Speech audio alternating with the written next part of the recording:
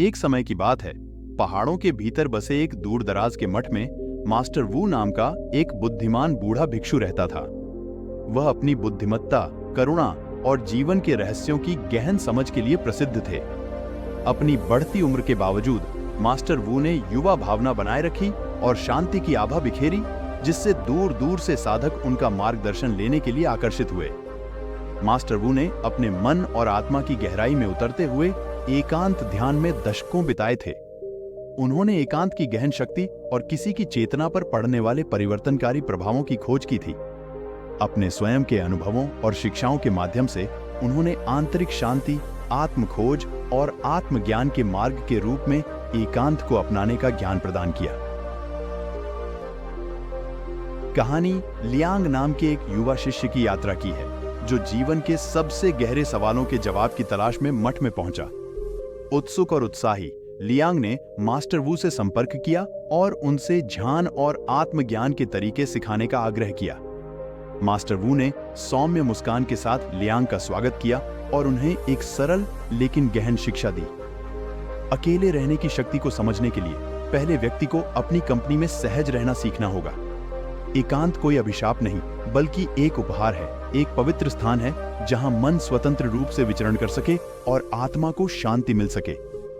Master वू के शब्दों से प्रभावित होकर लियांग उनके मार्गदर्शन में आत्म खोज की यात्रा पर निकल पड़े।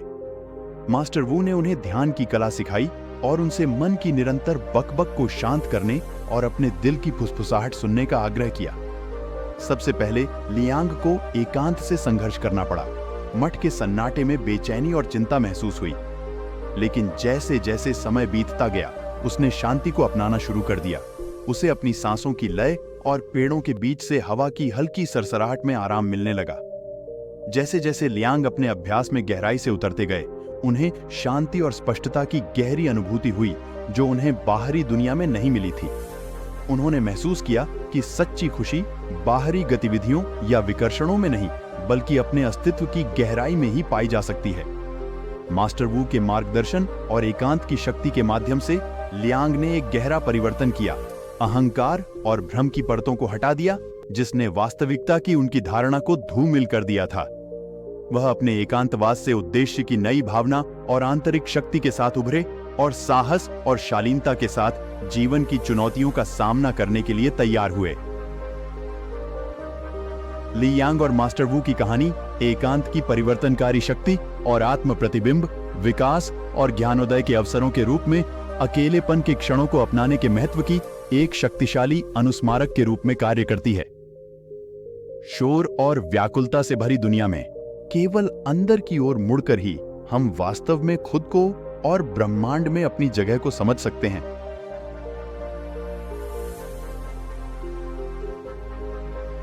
विशाल पहाड़ों के बीच स्थित एक हरी भरी घाटी के मध्य में सेरेनिटी पीक का प्राचीन मठ स्थित है।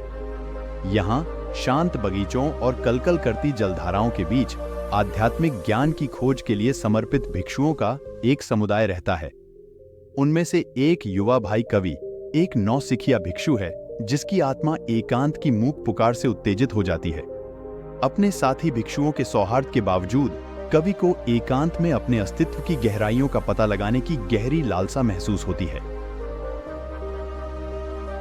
अध्याय 2 खोज शुरू होती है। आंतरिक शांति की अतृप्त प्यास से प्रेरित होकर कवि मठ के मठाधीश के पास जाता है और एकांत तीर्थ यात्रा पर जाने की अनुमति मांगता है। मठाधीश के आशीर्वाद से वह जंगल में चला गया। उसका दिल प्रत्याशा और अनिश्चितता से भरा हुआ था। जैसे जैसे वह ऊबड़ खाबड़ परिदृश्यों और घने जंगलों से गुजरता है, कवि अपने आंतरिक परिदृश्य के अपरिचित इलाके से जूझते हुए अपने डर और संदेह का सामना करता है। अध्याय 3 एकांत का परीक्षण। प्रकृति के विशाल विस्तार के बीच अकेले कवि को कई परीक्षणों का सामना करना पड़ता है, जो उसके संकल्प और लचीलेपन का परीक्षण करते हैं। भीषण तूफानों से लेकर बंजर रेगिस्तानों तक प्रत्येक चुनौती उसके आंतरिक भय और असुरक्षाओं को प्रतिबिंबित करने वाले दर्पण के रूप में कार्य करती है। फिर भी प्रत्येक बाधा पर काबू पाने के साथ कवि आत्मा में मजबूत होता जाता है, अपने भीतर मौजूद मौन शक्ति से पोषण प्राप्त करता है। अध्याय 4 परमात्मा के साथ साम्य अपने एकांत की शांति में कवि को परमात्मा के साथ गहन जुड़ाव के क्षणों का अनुभव होता है। सितारों की छत्रछाया के नीचे वह सृष्टि की अनंत सुंदरता पर आश्चर्य करते हुए विस्मय और आश्चर्य में खो जाता है। ध्यान और प्रार्थना के माध्यम से वह अपने दिल को उस दिव्य उपस्थिति के लिए खोलता है जो पूरे अस्तित्व में व्याप्त है और खुद को पूरी तरह से ब्रह्मांड की इच्छा के प्रति समर्पित कर देता है। अध्याय 5 छाया का सामना करना। जैसे जैसे कवि अपने एकांत में गहराई से उतरता है, उसे अपने ही मानस की छायादार गहराइयों का सामना करना पड़ता है।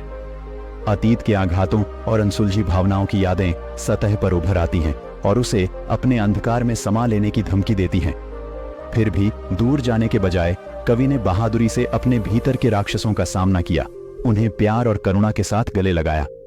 इस प्रक्रिया में वह अपनी आत्मा के खोए हुए टुकड़ों को पुनः प्राप्त करते हुए पूर्णता और एकीकरण की एक नई भावना की खोज करता है। अध्याय 6 शांति की बुद्धि।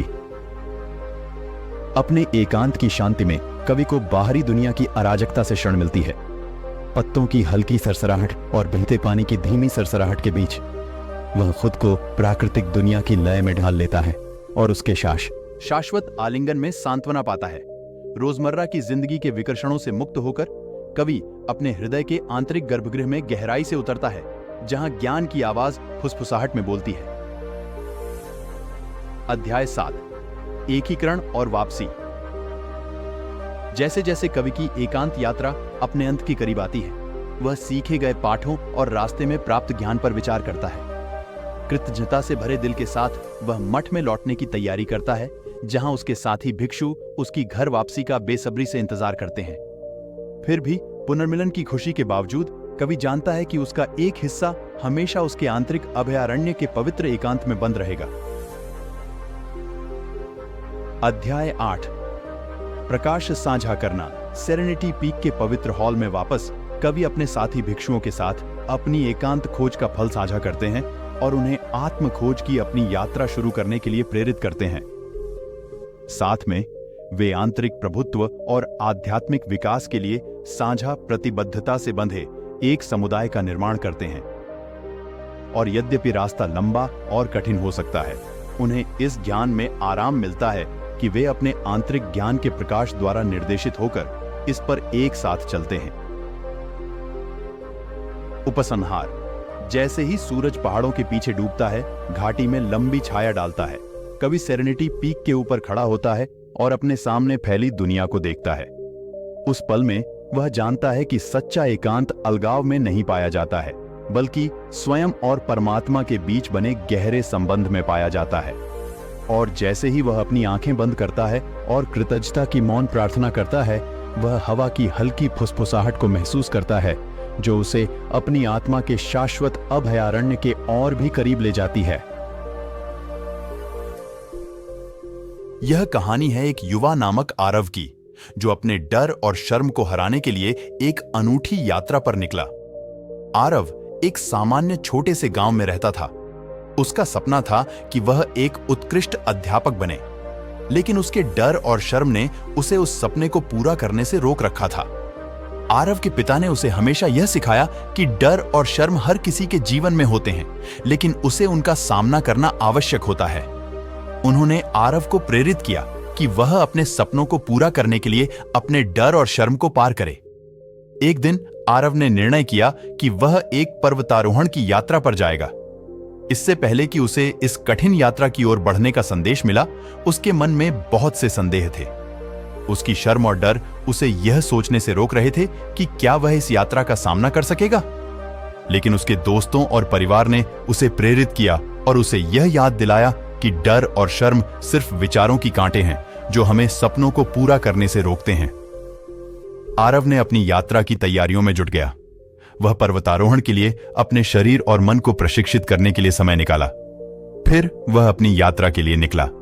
पहले दिन वह बहुत ही अच्छी तरह से आगे बढ़ा, लेकिन दूसरे दिन एक मुश्किल रास्ता आया। उसका मन उसे छोड़ने का कह रहा था, लेकिन उसने अपने डर को नियंत्रित किया और आगे बढ़ने का निर्णय किया। उसकी यात्रा के दौरान वह अपने डर के साथ लड़ता रहा।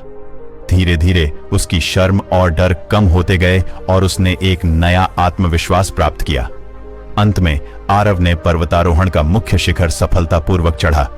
उसका यह अनूठा अनुभव उसे यह सिखाया कि अगर हम अपने डर और शर्म को पार कर सकते हैं तो हम हर समस्या का सामना कर सकते हैं और अपने सपनों को पूरा कर सकते हैं।